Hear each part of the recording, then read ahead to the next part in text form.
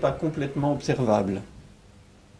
Une bonne partie de l'activité, c'est du travail qu'on considère comme du travail invisible par rapport au travail visible qui est le travail qu'on peut observer.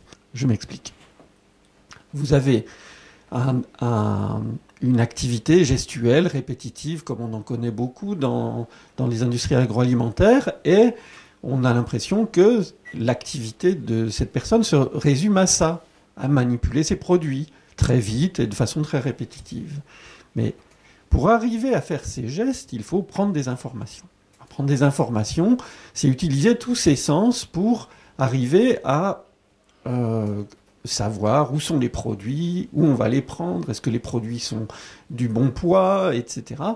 Et quand on fait ça, bien évidemment, l'observateur ne voit rien.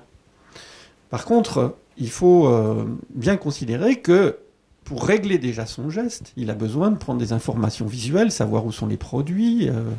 Ensuite, il va comparer ces informations et ça va lui permettre de décider si le produit est bon, s'il faut le mettre à cet endroit plutôt qu'à cet endroit, d'adapter son geste, la vitesse de son geste, etc. Et de plus simple au plus complexe, la grosse partie de son activité est une activité invisible de traitement de l'information. À partir de ce traitement de l'information, il va adapter sa stratégie, ses gestuels, et ainsi de suite, sa boucle en permanence entre prise d'information, traitement de l'information et l'action.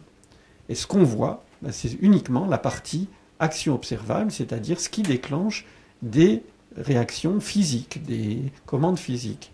Par exemple, on va voir la direction du regard, qui va indiquer que la personne elle a pris une information.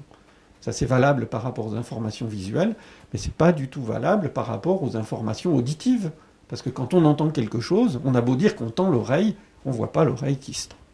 On observe cette situation de l'opérateur qui est en train de manipuler ses produits, il les manipule, on a l'impression que c'est seulement des tâches de manipulation, mais il faut bien que vous ayez conscience que le travail simple n'existe pas, et ce qu'on voit n'est vraiment que la face émergée de l'iceberg.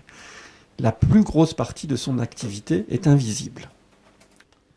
Donc je reprends ma métaphore de l'iceberg, avec la partie émergée qui était l'activité observable.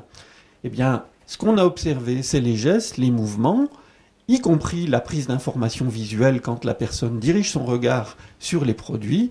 Par contre, on n'a pu que imaginer, analyser ou déduire l'activité invisible, qui est la partie la plus importante de l'iceberg, la partie immergée. La simplicité, en réalité, c'est celle de notre besoin d'efficacité, parce que quand on regarde le travail, en général, on est contraint par nos propres objectifs. Le chef, il est contraint par ses objectifs de gestion de la production. L'opérateur, il est contraint par ses objectifs de réalisation du travail. Le responsable de la qualité, il est contraint par les contrôles qu'il va être obligé d'exercer. Et donc, de ce fait, on passe devant les gens qui sont en train de faire le travail et on en prend finalement en termes d'information que ce qui nous intéresse par rapport à notre propre fonction. Alors, c'est ça qui fait qu'on réduit le travail à sa simplicité. Finalement, quand on regarde bien, et si on reprend mon analogie de l'iceberg, on comprend bien qu'il n'est pas possible de faire le travail sans réfléchir.